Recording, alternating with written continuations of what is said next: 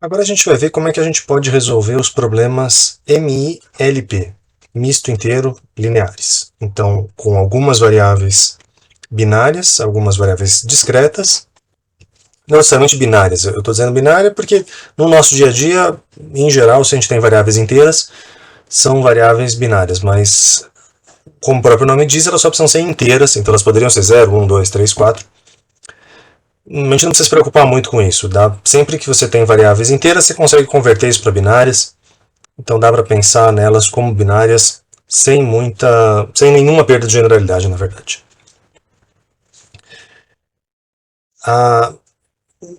Esses problemas que têm decisões discretas, que têm possibilidades que vão se abrindo, eles têm uma representação muito natural em forma de árvore, em forma de um grafo. E aqui eu tenho um exemplozinho baseado no xadrez. Se a gente fosse escrever um programa que joga xadrez, ele tem que tomar decisões baseado nas peças que estão no tabuleiro e quais são os movimentos que ele vai fazer com essas peças. E esse programa tem que avaliar se ele vai fazer uma decisão ou não vai fazer uma decisão. Aqui a gente consegue enxergar um pouco essa possibilidade de conversão de decisões discretas, porque ou você move a peça 1, ou você move a peça 2, ou você move a peça 3. Pensar em mover a peça 1, 2 ou 3 seria um jeito de pensar de forma inteira. Mas a gente vai, nessa árvore, montar as coisas de uma forma mais binária, que é pensar, por exemplo, em sair com o peão do rei. A gente vai fazer esse movimento, sim ou não? E se para cada movimento a gente vai pensar em sim ou não, isso quer dizer que em cada caso a gente vai ter duas opções, a gente vai ter essa natureza binária aqui se abrindo. Então, se eu fizer o meu primeiro movimento com o peão do rei, eu posso pensar o que eu vou fazer a seguir. Qual que vai ser meu segundo movimento? Meu segundo movimento vai ser mexer o cavalo, por exemplo. Se eu decidir não fazer esse primeiro movimento com o peão, eu posso pensar que o meu primeiro movimento vai ser um outro peão. O peão da rainha, não o peão do rei. E assim por diante. Conforme eu vou explorando novas possibilidades, eu vou criando uma árvore cada vez maior, sempre com essas ideias de sim ou não, sim ou não. Cada um desses nós vai se bifurcando e a gente vai então criando essa árvore de possibilidades. Essa é a teoria. E aonde está o problema? Está no tamanho da árvore, está na quantidade de nós que a gente vai ter à medida que a gente for fazendo essas bifurcações. Porque para cada decisão a gente vai ter duas opções. Isso quer dizer que se a gente tem n decisões, a gente tem 2 elevado a n nós. Claramente aqui, então a gente teve um primeiro nível de decisões, um segundo nível de decisões, e com 2 níveis de decisão, a gente já tem 4 variáveis, 2 ao quadrado, n níveis de decisões, e 2 elevado a n variáveis. 2 elevado a n pode ser um problema. Se a gente pensar, por exemplo, num exemplo mais químico, de uma indústria que tem que fazer ou o produto A ou o produto B, e em cada turno ela pode fazer ou o produto A ou o produto B. E você está fazendo o planejamento de produção dessa planta, e você tem que decidir em quais turnos você vai fazer um e quais você vai fazer o outro. Se o seu modelo, então, tem 90 variáveis binárias, que seriam 3 turnos por dia, um mês, 90 decisões, n igual a 90, não parece uma coisa tão absurda. Mas na hora que a gente faz 2 elevado a 90, a gente tem 10 a 27. A gente tem mais do que 1 mol de nós, o que é bastante. Então o que a gente faz na prática é explorar só os nós que valem a pena. É um pouco parecido com a ideia do simplex, a ideia fundamental do simplex, que não é olhar todos os vértices do mundo, é só ir olhando alguns vértices. É mais ou menos isso. Se a gente fosse voltar para a nossa comparação do xadrez, é como se você percebesse que um certo ramo da sua árvore vai te levar à derrota, você não precisa ficar olhando os detalhezinhos de como é que você vai perder o jogo daquela maneira. Aquele ramo todo está comprometido e você vai tentar explorar opções melhores. Às vezes a gente tem algumas surpresas, às vezes a gente tem situações em que parece que está tudo ruim, mas lá dentro pode ter alguma joia escondida. Então, esses problemas são delicados. A gente não tem, hoje em dia, nenhum algoritmo que resolva isso aqui de forma super eficiente. Então, em geral, a gente coloca alguns critérios de parada e a gente para quando é bom o bastante. Pode acontecer de que a gente não chegue sempre no ótimo. De vez em quando dá para provar que a gente realmente convergiu para o ótimo, para a melhor solução de todas, mas de vez em quando a gente acaba parando simplesmente porque, eu já esperei 3 horas e essa aqui é a melhor solução que eu cheguei em 3 horas. Estejam então cientes de que quando a gente lida com problemas misto inteiros, a gente pode não necessariamente ter chegado no ótimo global, na melhor solução de todas. Para a gente ilustrar um pouco do algoritmo principal que a gente usa, a base de todos os algoritmos de problemas discretos, que é o branch and bound, que é, então, branch é abrir essas árvores, abrir os galhos da árvore, e bound, que é limitar, é cortar os galhos que não fazem muito sentido. Esse aqui é um exemplo em que a gente vai tentar fazer uma atribuição de trabalhos entre 4 pessoas. Eu tenho 4 funcionários e 4 operações a ser feitas. Cada pessoa vai fazer só uma operação e, como todo mundo que já trabalhou em equipe sabe, eu tenho alguns funcionários que são melhores que os outros. Aqui é um pouco idealizado, que eu tenho um funcionário que é super bom em tudo e um outro funcionário que não é bom em nenhuma tarefa.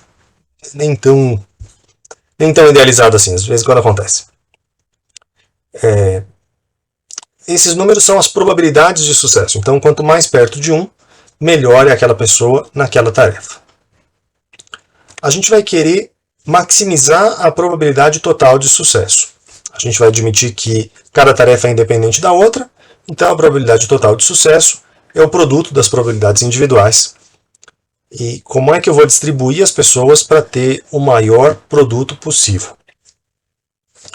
Eu tenho 4... Se eu fosse escolher a primeira operação, eu teria 4 possibilidades, depois 3 possibilidades, depois 2 possibilidades, e aí a última é quem sobrou. Ou seja, eu teria 4 fatorial, nesse caso 24 possibilidades. Nesse caso, evidentemente, daria para a gente fazer por busca exaustiva, daria para a gente olhar todas as possibilidades e comparar qual é a melhor, mas a gente vai olhar a estratégia do Branch and Bound para entender melhor o algoritmo. Eu vou mostrar para vocês uma animação que eu tirei, não exatamente desse site, eu tirei do que era o pai desse site. Esse Optimization 101 é um site do professor canadense que tem alguns recursos bem legais, vocês podem dar uma consultada depois. No site antigo dele, ele tinha uma animação em Flash, que é a que eu vou mostrar para vocês, então está um pouco demodé, mas o conceito é bacana. Então vamos ver qual é o princípio fundamental.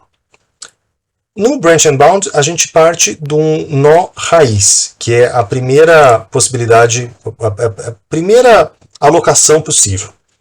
E é uma alocação que não necessariamente precisa respeitar todas as restrições. Lembra que a nossa regra é que cada pessoa vai fazer uma atividade. Mas, se a gente olhar para como é que eram as distribuições de habilidades das pessoas, a pessoa A era aquela que era melhor em tudo. Então, a gente parte no nó raiz de uma situação idealizada para saber qual que é a máxima probabilidade de sucesso num mundo irreal. Máximo considerando, inclusive, coisas que não são possíveis. Então, o máximo, considerando isso, que nem é viável na prática, seria a pessoa A fazer todas as tarefas. E se a pessoa A fizesse todas as tarefas, a minha probabilidade de sucesso total seria esse 0,055. Então, eu já sei que a alocação que eu vou fazer não vai chegar nisso. Vai ser certamente pior do que esse 0,055. Mas esse número é importante para eu saber quão longe que eu estou do... Se eu fizer uma outra alocação e chegar a uma probabilidade de 0,54%, desculpa, de 54%, eu sei que eu estou próximo desse ótimo inalcançável. Então, eu poderia interromper o meu algoritmo numa situação dessa, de eu não vou gastar mais tempo se eu sei que eu já estou perto o suficiente do melhor possível, do melhor dos mundos. E o quanto que é esse perto o suficiente é de caso a caso. Se você estiver falando de probabilidade, poderia ser 1 ponto percentual. Eu já cheguei a trabalhar num problema que o seu objetivo era de sei lá, de bilhões de reais, e a gente parava em dezenas de milhares de real, porque 10 mil a mais, 20 mil a mais não vão fazer diferença nesse caso. Claro, é uma coisa de... não é para o meu orçamento, mas quando a gente está fazendo um planejamento de uma usina por anos, você pode ter uma situação dessa de que 10, 20 mil reais não fazem diferença mais, e eu só quero ver qual é a melhor solução até aqui. Então, essas tolerâncias, quanto tempo que você vai deixar isso rodando, e quanto tempo e qual a tolerância que você vai especificar, isso é de caso a caso. Bom, a nossa solução idealizada, a nossa solução do nó raiz, teria essa probabilidade de 0,55, e aí a gente vai expandir nas possibilidades. Então, na primeira operação, ou eu coloco a pessoa A, ou eu coloco a pessoa B, ou eu coloco a pessoa C, ou eu coloco a pessoa D. Então, aqui já é um pouco mais concreto. Na primeira operação, vai estar uma dessas pessoas. Só que aí, a gente continua... já que a gente quer comparar quais são os nós, a gente tem que dar uma estimada em quão bom vai ser aquele caminho. E aí, para fazer isso, a gente faz a melhor solução sem usar a pessoa A. Então, a pessoa A já está fixa para fazer a tarefa 1. Como é que eu escolho entre as demais pessoas para ter a maior chance? E aí, se a gente olhar nas demais atividades, seria, para fazer a tarefa 2, seria ou a pessoa C ou a pessoa D, tanto faz. Mas na tarefa 3, se o A não está disponível, seria escolher o C. E na tarefa 4, se o A não está disponível, seria escolher o C de novo. Então aqui ele escreveu DCC, mas poderia muito bem ter sido CCC. Ia dar o mesmo bound, o mesmo limite. O que interessa para a gente muito mais é esse limite. Não tanto qual é essa alocação, porque essa alocação é irreal. DCC ou CCC é irreal porque já tem uma pessoa fazendo duas tarefas. Mas esse número vai ser o melhor caminho. Então, eu não sei o que vai acontecer se eu continuar explorando, se eu continuar alocando as pessoas depois de ter definido que a pessoa A é a primeira. Mas eu tenho certeza que o que vier depois daqui não vai ser melhor do que isso. Então, esse 0,42 ele serve como um limite. Se eu continuar explorando a partir desse primeiro nó, vai ser de 0,43, né? 0,43 para pior. E aí a gente faz a mesma coisa para os outros nós. Então, o segundo, o nó B, seria a pessoa B fazer a primeira tarefa. A pessoa B vai estar comprometida na primeira tarefa. E quem é, entre os que restaram, quem é a melhor opção para fazer a tarefa 2 é a pessoa A, é a pessoa A para 3, é a pessoa A para 4. Por isso que o melhor, fixando a pessoa B, seria B e A na sequência. De novo, essa é uma alocação que não é factível, mas ela permite que a gente tenha um valor de limite. Se a gente continuar explorando daqui, a gente vai ter, no melhor dos casos, 0,42. Então, entre esses dois primeiros nós, não dá para saber se vale mais a pena seguir pelo primeiro ou se vale mais a pena seguir pelo segundo. Os dois, em potencial, em tese, teriam o mesmo limite. E aí a gente continua isso refaz a mesma conta para os outros nós. E a gente tem essa situação. Entre esses nós, o mais promissor, o que tem a maior probabilidade irreal, é esse terceiro nó. E aí a gente vai, então, ver, a partir desse nó em que a pessoa C foi alocada, a gente vai começar a olhar para ele. Nem sempre a gente faz isso. De vez em quando a gente faz pela ordem. Isso aqui pode ser de outras formas. Tem algumas estratégias. Se você vai primeiro abrir a árvore o máximo possível, se você vai primeiro se enfiar na árvore o máximo possível. Então são estratégias de largura primeiro ou de profundidade primeiro. Qual é a sequência de nós que a gente vai explorar? Isso varia um pouco de algoritmo para algoritmo. Aqui a pessoa C já está fixa, então o próximo branch, a próxima bipartição que a gente vai fazer, tripartição no caso, né, porque sobraram 3 pessoas, então seria fixar a pessoa C para a primeira operação, já aconteceu. Na operação 2, Poderia ser o A, poderia ser o B ou poderia ser o D. E aí a gente repete o mesmo procedimento de fazer o ótimo possível. O C e o A, que são os dois que estão em verde aqui, o C e o A estão fixos. E o melhor possível na tarefa 3, já que o C já foi, o A já foi, a tarefa 3 ficaria com a pessoa B. E a tarefa 4, tanto faz se fosse B ou D. De novo ele escreveu BD aqui, se ele escrevesse BB, a gente chegaria no mesmo valor, o mesmo valor de limite. É basicamente a mesma coisa que aconteceu no nível anterior, só que agora com duas variáveis fixas e duas variáveis mais soltas, mais soft. Só que essa solução tem uma característica super importante. Pelo fato de ele ter escrito isso aqui como CABD e não CABB, a gente percebe que essa solução ela tem uma pessoa para cada tarefa. Então essa solução respeita a restrição do nosso problema. É uma solução factível. Feasible, factível, é uma solução que poderia ser aceitável. Eu não sei se ela é boa ou se ela é ruim, mas ela é uma solução que eu posso, na prática, implementar e colocar a pessoa C, depois a pessoa A, depois a pessoa B, depois a B, depois a D. Ao contrário de todas as outras soluções que foram escritas até agora, em que sempre tinha alguma pessoa se repetindo e por isso não podiam ser implementadas na prática. O incumbent, a solução incumbente, é a melhor solução que a gente tem até o momento. É a solução que está ganhando. A gente só tem uma solução factível, então o nosso incumbente, a nossa melhor solução até agora, é essa solução CABD com 0,38. E a gente refaz a mesma coisa. Esse outro nó aqui não vai dar nenhuma solução factível, por enquanto. Esse outro também não. Mas a gente vai tendo só estimativas de quão bom vai ser se eu continuar explorando nos outros nós. E assim a gente... Aqui ele está falando de qual é a política. Agora a gente poderia explorar, por exemplo, eu vou continuar expandindo a partir desse B e desse D, ou eu vou voltar a um nível.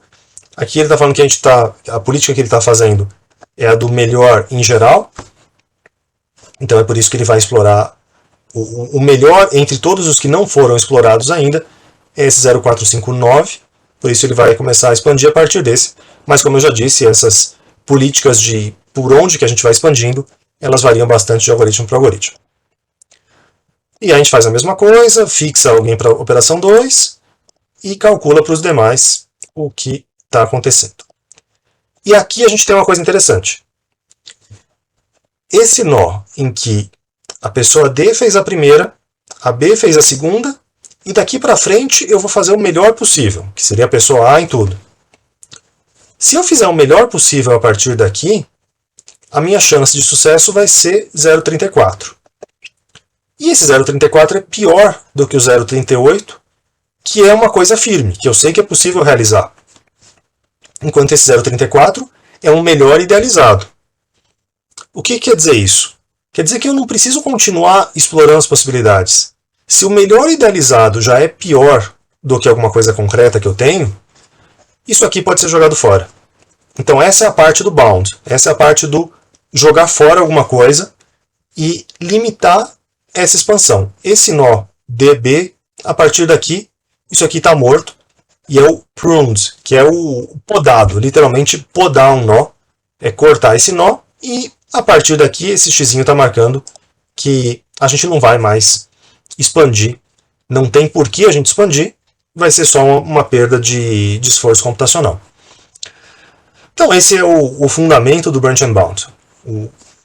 A gente vai expandindo nós, mas a gente vai expandindo de forma inteligente, e a forma inteligente é isso, é comparando valores que às vezes são concretos e às vezes são idealizados, e sabendo a hora de parar. Se o idealizado não vai ser melhor do que o concreto, não tem por que eu continuar tentando dar a concretude para esses valores. E a gente vai fazendo a mesma coisa para outros nós e vai seguindo a vida. Esse aqui é um outro caso em que a gente também vai podar esse nó, porque a gente chegou em outra solução factível, então CDAB também é uma solução factível, uma pessoa em cada tarefa, mas ele vai ser podado não porque ele é factível, mas porque ele está pior do que o nosso incumbente. De vez em quando a gente até salva, tem algumas estratégias que salvam várias soluções, então você não fica só com a melhor solução de todos. Às vezes ele te dá, você pode pedir as 10 melhores soluções, as 20 melhores soluções. Isso pode ser útil na prática, para você ver, será que elas são muito diferentes? O que está mudando entre todas elas? Às vezes uma que é um pouquinho pior em termos de margem, é mais confortável para você implementar na prática. Então, às vezes você não vai necessariamente jogar fora todas as soluções, mas aqui a gente está procurando só a melhor de todas. Então a gente vai jogar fora essa que seria uma solução viável, mas certamente não é ótima, porque a gente já tem alguém que é pelo menos um pouquinho melhor que ela. E assim por diante. Pode acontecer também o contrário. Pode acontecer o caso em que a gente encontra uma nova solução viável, mas é uma solução viável que é melhor que o nosso incumbente. Então, se ela é viável e melhor que o nosso incumbente, ela se torna o nosso novo incumbente. Ela é o nosso novo melhor até aqui. E aí, o que acontece? Eu poderia simplesmente jogar fora, como é o caso que está aqui. Eu poderia guardar essa solução anterior, como eu comentei com vocês, que às vezes a gente está interessado nas N melhores soluções. Mas o que sempre vai ser verdade é que se eu tenho um novo incumbente, eu posso jogar fora alguns nós anteriores. Porque esse incumbente ganha, por exemplo, desse nó, que eu não sei o que vai acontecer, mas vai ser pior do que 0,39. Então, com isso, eu posso jogar fora esse nó, jogar fora esse nó, jogar fora esse nó. Então, dessa forma, a gente consegue ganhar velocidade dos dois lados. Quanto melhores são as soluções que a gente vai encontrando, mais nós ruins a gente vai eliminando. Então a gente vai procurar em mais nós que são melhores, e a gente vai eliminar mais nós ruins, e assim a coisa vai tendo um ciclo positivo. E aqui a gente não precisa expandir mais todos esses nós que estão marcados com um X, a gente não vai expandir mais. Esse aqui também a gente não vai expandir mais, porque a gente já fez toda a alocação. A gente sabe que a operação 4 não precisa ser feita, né? Mas enfim, em teoria, a gente teria que fazer também uma continha, mas aqui não tem mais o que mudar em relação a esse valor. E aí o processo continua, e a gente pode fazer isso até que a gente prove que a gente tem uma solução ótima. Então até que a gente explore todos os nós, e aqui todo mundo foi pior.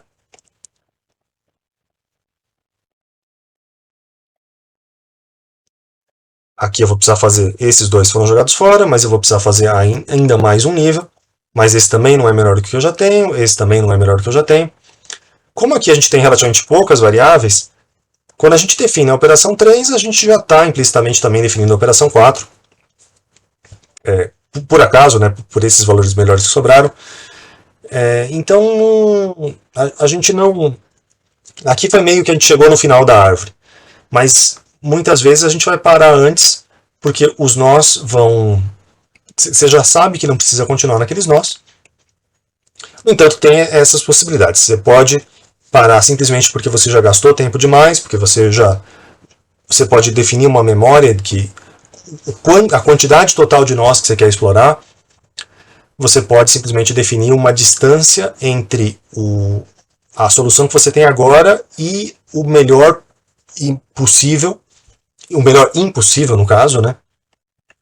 Todos esses são possíveis critérios de parada. Isso vai variar um pouco de algoritmo para algoritmo, o que não vai variar é sempre essa lógica. Se você tem uma solução incumbente, ela te força a jogar fora caminhos anteriores, e é assim que a gente consegue ser eficiente com problemas mistos inteiros. Os mistos inteiros não lineares vão ter uma coisa parecida nessa lógica também, eles também vão ter uma sequência dessas de ficar abrindo, só que os mistos inteiros não lineares são mais delicados, porque aí em cada nozinho a gente tem que avaliar um problema não linear, então a coisa é mais delicada. No entanto, o que eu queria passar para vocês é essa visão de árvore que vai se abrindo só quando é útil, não vai fazer mais contas do que o necessário.